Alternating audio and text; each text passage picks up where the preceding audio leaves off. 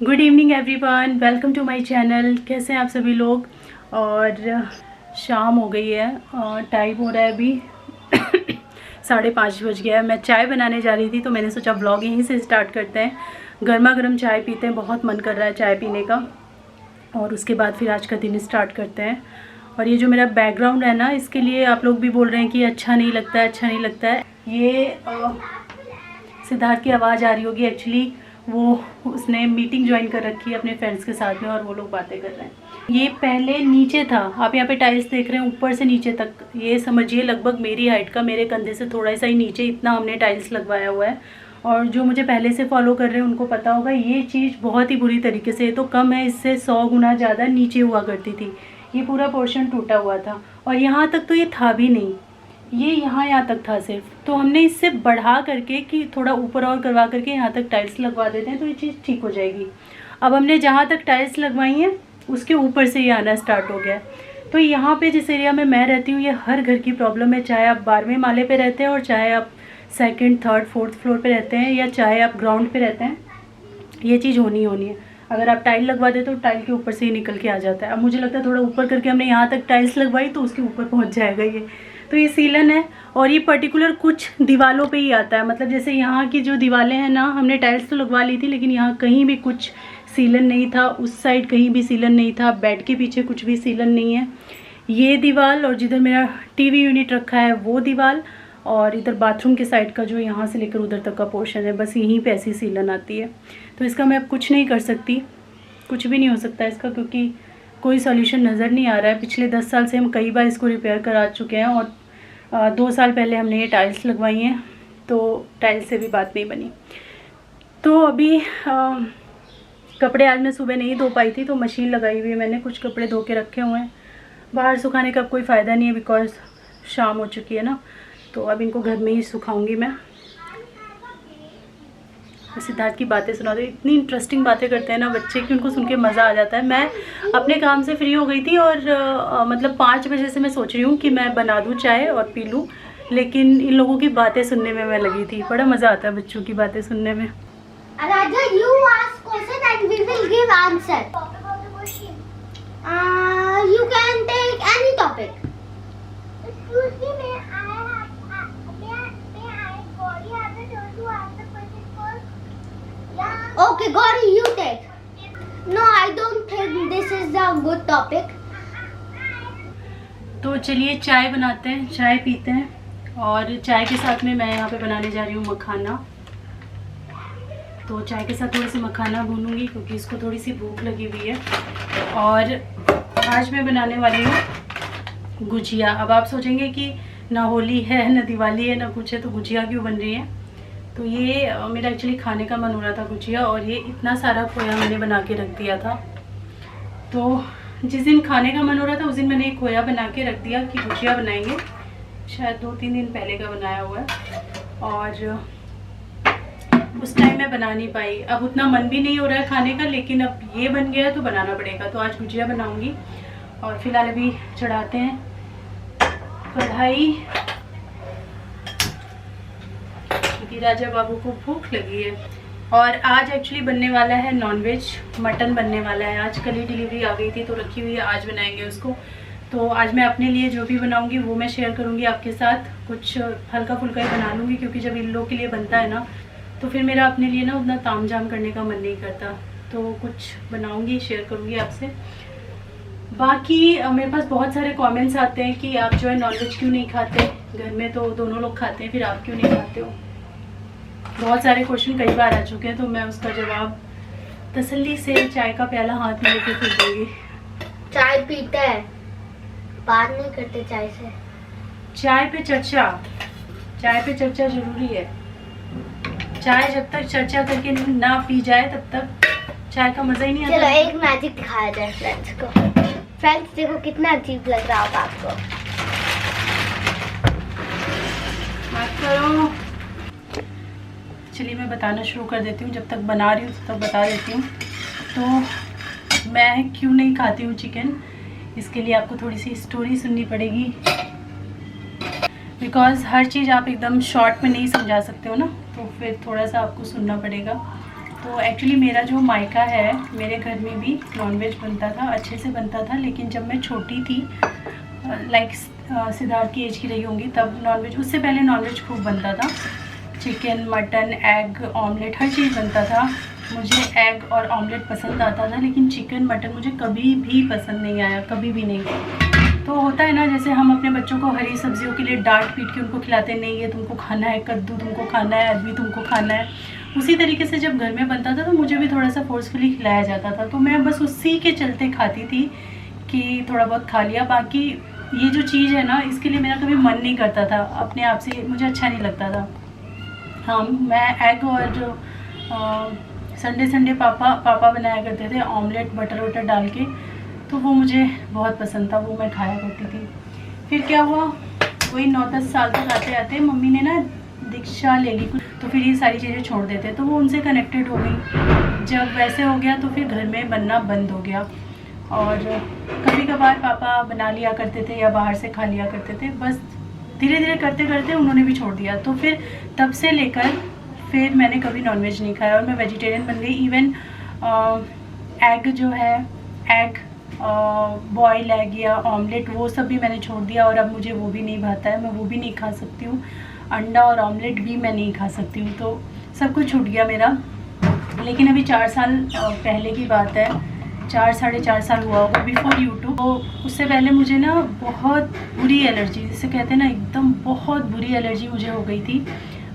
जितने भी ये बेल्ट वाले एरियाज़ होते हैं ना, पसीना जहाँ पे आता है, जहाँ पे आप कुछ चीज़ बांधते हो, जैसे कि ये बेल्ट एरिया हमारे कमर में हो गया, इन सारी जगहों पे मुझे लाल लाल चकत्ते आने लगे थे। शायद वो पसीने की वजह से कुछ एलर्जी मुझे हो गई थी, जबकि मैं पूरा लाइफ अपने इस टाइप की एलर्जिक नहीं रही हूँ, मुझे एलर्जीज़ वगैरह की कोई प्रॉब्लम नहीं रही है, पर वो पता नहीं कैसे कुछ टाइम के लिए डेवलप हो गई थी। तो जब भी मुझे एलर्जी हुई ना, तो इस एलर्जी ने मुझे 15-20 दिन में ही बहुत ज़्यादा परेशान कर दिया, बहुत ज़्यादा।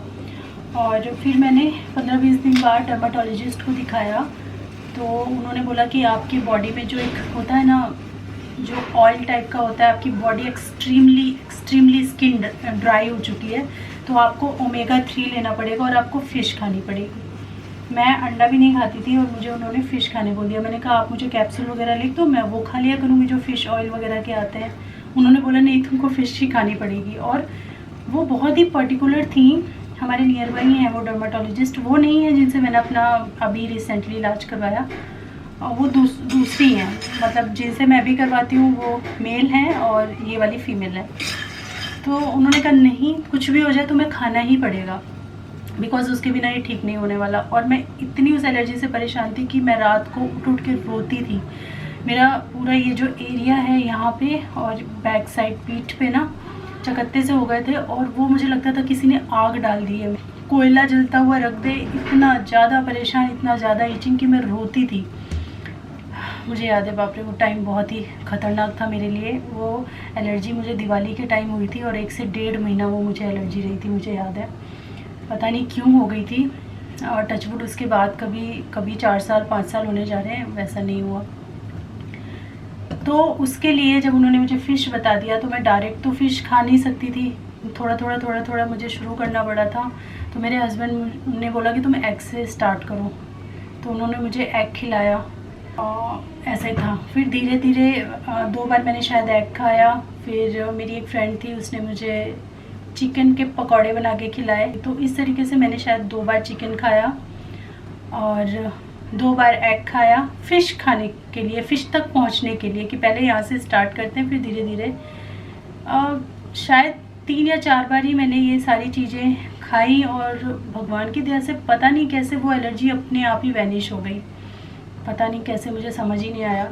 अब मुझे लगता है कि पता नहीं क्यों वो डॉक्टर ने बोला था, क्या था वो चीज़, क्योंकि वो टर्म भी नहीं पता थी कि मुझे वो चीज़ है क्या, बट उसकी वजह से मैंने खाया हुआ है। तो स्टोरी ये है कि ऐसा नहीं है कि मैंने लाइफ में कभी टेस्ट नहीं किया, मैं शुरू से वेजिटेरियन हूँ, ऐसा नहीं है। जैसे कोई एक पर्टिकुलर सब्जी होती है या पर्टिकुलर कोई चीज़ होती है जो आपको पसंद नहीं होती है, तो ये चीज़ ऐसी है जो मुझे पसंद नहीं है, बाकी और कोई इससे वो नहीं है। मेरा बेटा खाता है, मैं उससे खुश हूँ, मेरे हस्बैंड खाते हैं, शुरू से ही खाते हैं, वो उनको काफ़ी पसंद है नॉनवेज, तो वो लोग खाते हैं।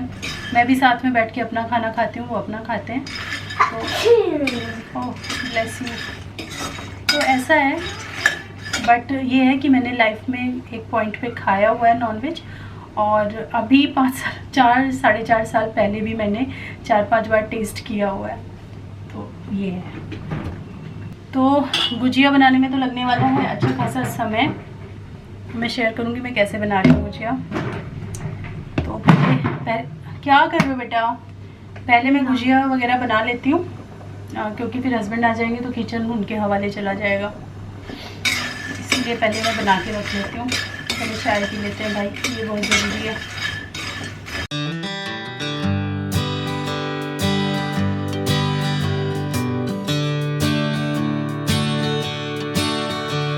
तो चाय पीने के बाद मैंने फटाफट यहाँ पे तैयारी स्टार्ट कर दी है, बिकॉज़ काफ़ी टाइम लगता है ये सब करने में। गुजिया बनाना थोड़ा सा टाइम टेकिंग होता है, लेकिन मुझे याद आया कि जो गुजिया के मोल्ड्स होते हैं ना, जिनमें शेप देते हैं हम लोग, तो वो मैंने मार्च में जब बनाया था, उसके बाद जो मेरे यहाँ दया काम करती थी वो लेके चली गई दोनों के दोनों कि मुझे बनानी है, आप अपने भी दे दीजिए, हम सब लोग मिलके जल्दी से बना लेंगे।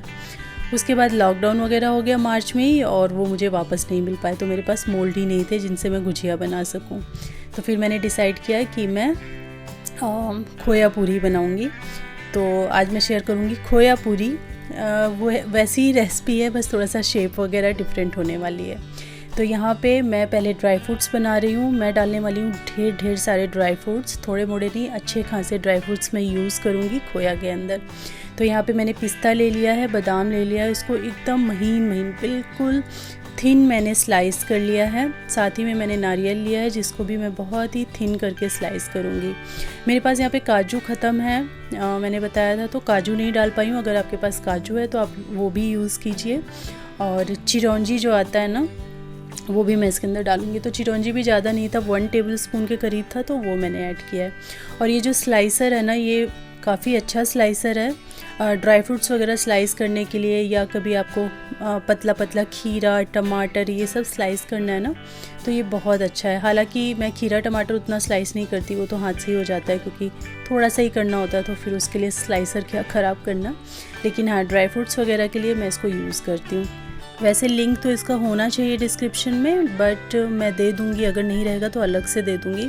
और बहुत सारे लोगों को उन चीज़ों के लिंक्स नहीं मिल रहे हैं जो मैं हमेशा डिस्क्रिप्शन में रखती हूँ।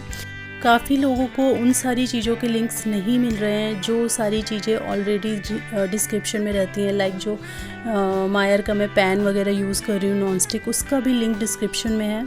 और पहले मैं सारे लिंक अलग अलग दे के रखती थी, लेकिन अभी सिर्फ एक लिंक है जिस पे आप जाएंगे तो एक स्टोर टाइप का खुल जाएगा, जहाँ पर जो भी चीज़ें मैं यूज़ करती हूँ वो सब एक ही जगह है। तो आपके लिए और भी ज़्यादा कन्वीनियंट हो जाता है, अलग अलग लिंक पे आपको क्लिक करने की ज़रूरत नहीं है। तो मेरे डिस्क्रिप्शन में हमेशा फर्स्ट पे वो लिंक रहता है कि ऑल प्रोडक्ट जो भी मैं यूज़ करती हूँ उसके ऊपर आप क्लिक करेंगे तो आप जितने भी मैं प्रोडक्ट यूज़ करती हूँ, चाहे वो कौन सा कैमरा है, चाहे कौन सा किचन आइटम है, कौन से यूटेंसिल्स हैं, कौन सी ग्रॉसरी हैं, तो वो सब वहाँ पे हैं। तो आप जाकर चेक कर लीजिए, बिकॉज़ बहुत सारे लोगों को मिल नहीं रही है, इसीलिए मैं आपको ये बता रही हूँ। किसी वीडियो में मैं एक डेमो टाइप का दिखा भी दूँगी अगर आप बोलेंगे तो ये सारे ड्राई फ्रूट्स हैं। थोड़ा सा हाथों से मैंने उसको तोड़ लिया है और मैंने दिखाया भी आपको कि कितने थिन और अच्छे स्लाइस होते हैं यहाँ पे नारियल, बिकॉज़ नारियल को स्लाइस करना बहुत डिफ़िकल्ट होता है। काजू बादाम ये सब तो फिर भी सॉफ्ट होते हैं, जल्दी से हो जाते हैं, बट नारियल में ना आपकी उंगलियां दुख जाती हैं, तो उसके लिए ये बहुत अच्छा है। अभी मैंने पैन में, नॉनस्टिक पैन में थोड़ा सा घी लिया था और ये सारे ड्राई फ्रूट्स मैंने डाल दिए हैं। इनको कुछ सेकंड तक आपको रोस्ट करना है, बहुत ज़्यादा रोस्ट करने की ज़रूरत नहीं है। हल्का सा, इनमें कलर वलर हमको नहीं लाना है, हल्का सा कुछ सेकंड्स के लिए हम रोस्ट करेंगे और उसके बाद जो मैंने खोया बना के रखा है वो इसमें ऐड कर देंगे। तो अगर आप बाहर से भी खोया मंगाते हैं तो भी एक बार उसको गरम ज़रूर कर लीजिए इस तरीके से, और घर का खोया है तो भी गरम कर लीजिए। तो ये मैंने मिल्क पाउडर से खोया बनाया था, ये वही वाला खोया है और फ्रिज में रखा था, थोड़ा सा सख्त हो गया है, तो इसको पैन में डाल लेंगे और अच्छी तरीके से ये सारे ड्राई फ्रूट्स और खोया मिक्स कर लेंगे और गरम कर लेंगे। 2 टेबलस्पून के करीब मैंने यहाँ पे शुगर भी ऐड कर दिया है और बस ये भी इसके साथ गल जाएगी, मिल जाएगी। और वैसे तो ये खोया काफ़ी गर्म हो चुका है और जब हम शुगर ऐड करते हैं ना, तो शुगर ऐड करने के बाद फिर इसको आपको ज़्यादा नहीं चलाना होता है। गैस बंद कर दीजिए और इस गर्म खोए के साथ में सारी चीज़ों को मिक्स कर लीजिए, बस इतना ही काम होता है। तो मैंने भी यहाँ पे गैस बंद कर दिया है और इसको चला करके सारी चीज़ें बस अच्छे से हमें मिक्स कर लेना है। और खोया पूरी के लिए देखिए ये ढेर सारे ड्राई फ्रूट्स वाला खोया हमारा बन करके तैयार है। इसको मैं रख दूँगी थोड़ा सा ठंडा होने के लिए। तब तक हम यहाँ पे आटा बना लेते हैं, मैदा जो हमें बनाना है। और ये मेरी शाम की सांझ बाती।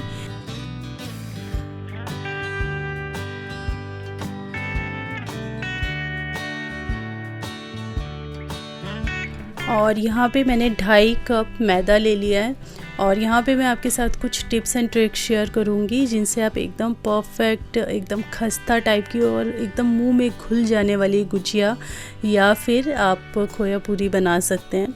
तो यहाँ पे 2.5 कप मैंने मैदा लिया है और थोड़ा थोड़ा करके मैं इसमें ऑयल डाल रही हूँ और इसको हमें अच्छे से मोयन देना है। इसके अंदर और कुछ भी नहीं डालना होता, सिर्फ इसमें मैदा। और आप मोयन के लिए देसी घी भी ले सकते हैं।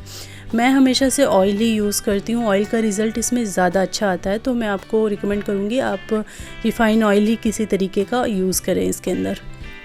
और बस इसको अच्छी तरीके से मसलना है। ये प्रोसेस करने में बिल्कुल भी कंजूसी नहीं करनी है, काफ़ी देर तक अच्छी तरीके से इसको मसलना है। देखिए इसका कलर भी हल्का सा चेंज होने लगा है और वाइट से ये जब तेल के अंदर मिला दिया जाता है तो कुछ इस तरीके का कलर हो जाता है। बीच बीच में थोड़ा सा तेल आप डालते रहिए अगर आपको कम लग रहा है।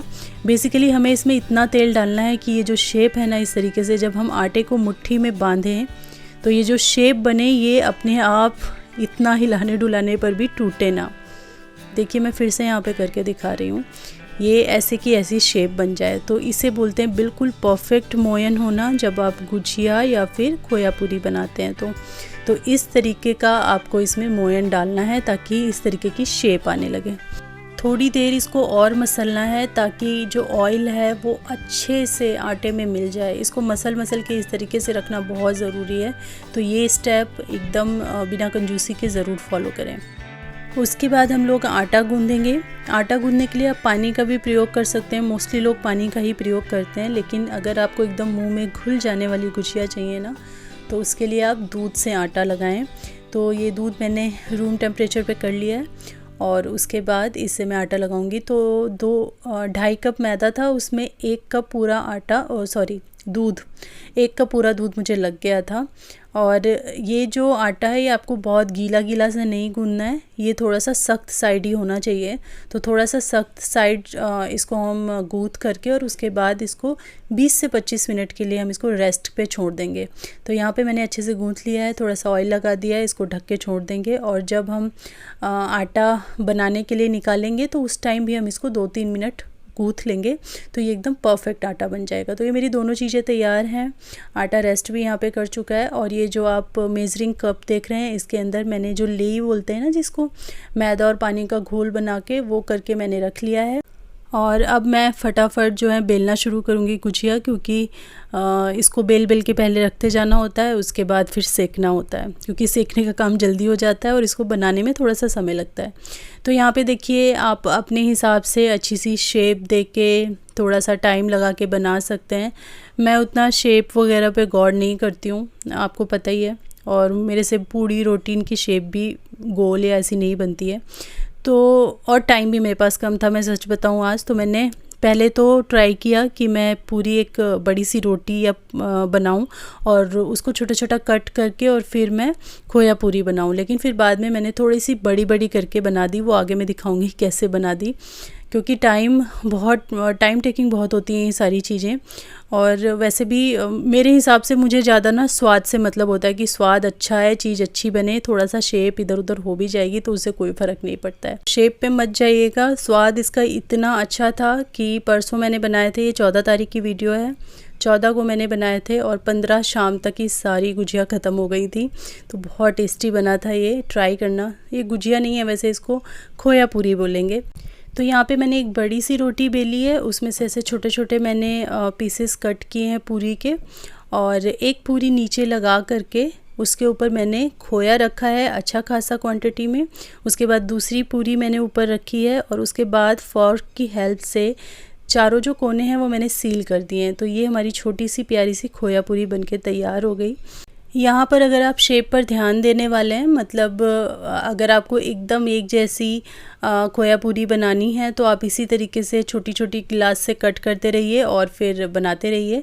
मैंने क्या किया था, मैंने तो एक दो ऐसे बनाए, फिर मुझे लग रहा था इसमें बहुत टाइम लग जाएगा, तो मैंने जो पूरियाँ होती हैं, जैसे हम पूरियाँ एक एक लोई लेके बेलते हैं, वैसे मैंने किया और फिर वैसे बनाया। वो जल्दी हो जाता है, फिर भी थोड़ा प्रोसेस, तो इसीलिए मेरी कुछ खोया पूरी बड़ी कुछ छोटी हो गई हैं। लेकिन अगर आप किसी त्यौहार के लिए बना रहे हैं कि भाई बाहर से कोई आके उनको टेस्ट करने वाला है, तो फिर आपको तो पूरा टाइम देना पड़ेगा, तो आप किसी कटोरी से या फिर किसी गिलास से कट करके बना लीजिए। तो ये बहुत इजी हैं बनाने में और ये शेप भी बहुत अच्छी लगती है। तो दो शेप मैं बताऊंगी कि किस तरीके से आप दे सकते हैं। एक तो ये फॉर्क की हेल्प से जो हम कर रहे हैं, छोटी छोटी लोइयाँ बना रहे हैं और उसके बाद पूड़ी की तरह उनको बेल लीजिए। एक पूड़ी नीचे रखिए, ऊपर से थोड़ा सा खोया और उसके बाद दूसरी पूड़ी ऊपर रख के चारों तरफ से सील कर दीजिए। बहुत अच्छी देखने में भी लगती है और खाने में भी।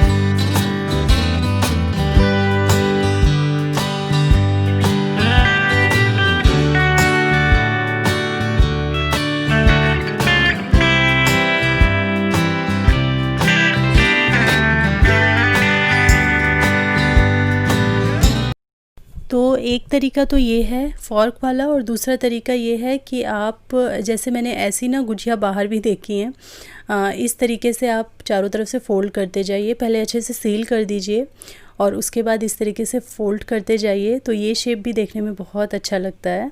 तो मैंने यहाँ पे दोनों तरीके की शेप बना के दिखा दी हैं, इनमें से कोई भी आप बना सकते हैं जो आपको पसंद आई हो। बस अब हमें इन्हें तल लेना है। तलने के लिए रिफ़ाइन ऑयल ही लगेगा इसके अंदर, तो रिफ़ाइन ऑयल लिया है मैंने। मैं राइस ब्रान ऑयल यूज़ करती हूँ। रिफ़ाइन ऑयल से मेरा मतलब होता है जो राइस ब्रान ऑयल है वो मैं यूज़ करती हूँ। तो मैंने पहले भी मेंशन किया हुआ है कि राइस ब्रान ही यूज़ करती हूँ मैं इन सारी चीज़ों के लिए। उसके बाद हमें आँच को जो है ना बिल्कुल धीमा से, आप हल्का सा ही तेज़ कर लीजिए, बाकी धीमा ही रहेगा तो ज़्यादा सही रहेगा, उसी से ही अच्छी तरीके से पकेंगी। मैंने यहाँ पे कढ़ाई में ऑयल जो है ना थोड़ा ही लिया है, बहुत ज़्यादा नहीं लिया है। दो दो करके मैं पका लूँगी धीरे धीरे और बाकी के काम करते करते, इसलिए बिकॉज़ ये तलने वगैरह के बाद जो ऑयल बचता है वो मैं थ्रो कर देती हूँ, उसको दोबारा यूज़ नहीं करती। तो अगर मैं बहुत ज़्यादा कढ़ाई भर के ऑयल ले लूँगी तो मेरा ही नुकसान होगा। इसलिए जब भी मैं कोई तलने वाला काम करती हूँ ना, तो मैं हमेशा कम तेल में कोशिश करती हूँ कि कम तेल में बन जाए और बाद में जो बचे उनको फिर थ्रो करते हुए मुझे ज़्यादा दुखे ना। तो बहुत ज़्यादा ऑयल इसमें बचा भी नहीं था, थोड़ा सा ही बचा था। तो दो दो करके इस तरीके से मैं सारी खोया पूरी तल करके निकाल रही हूँ।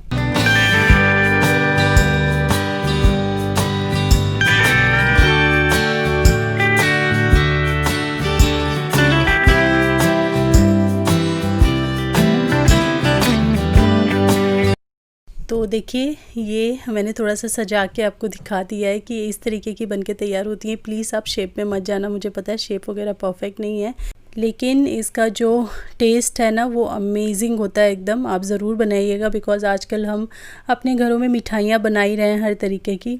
तो अलग अलग तरीके की मिठाइयाँ बना के ट्राई कीजिए, ये आपको ज़रूर पसंद आएगी। और खोया वगैरह बनाने में भी कोई दिक्कत नहीं है। अगर आप दूध से नहीं बनाना चाहते हैं तो आप मिल्क पाउडर से भी बना सकते हैं। तो इनको मैं तोड़ करके आपको दिखा देती हूँ कि ये कैसे बने। ये एकदम जब आप मुंह में इनको डालेंगे ना, तो जो मैदे का एक होता है ना, कोई कोई बनाता है तो एकदम सख्त दांतों से लड़ाई करने वाला मैदा बनके तैयार होता है, ये वैसा नहीं बनेगा। मुंह में जैसे आपके घुल गया हो, इस टाइप का आपको फील आएगा। तो ये यमी सी बहुत टेस्टी सी स्वीट डिश बनके तैयार है। इसको ट्राई ज़रूर दीजिएगा, सबको बहुत पसंद आई। इवन सिद्धार्थ ने भी एक आधी खा ली। कैसा है? यमी। तो बस यही थी मेरी आज की वीडियो। मैं ज़्यादा और कुछ शेयर नहीं कर पाई हूँ क्योंकि इसी को बनाने में बहुत ज़्यादा टाइम लग गया, और वैसे भी अपने लिए फिर मैंने कुछ नहीं बनाया था। इन लोग ने अपना जो बना के खाया। तो बस यही थी आज की वीडियो। होपफुली आपको ये रेसिपी और आज की वीडियो पसंद आई होगी। अगर आई है तो प्लीज़ वीडियो को लाइक, शेयर एंड चैनल को सब्सक्राइब करना मत भूलिएगा। मैं मिलती हूँ आपसे अपनी नेक्स्ट वीडियो में। तब तक के लिए thanks for watching. Take care, bye bye.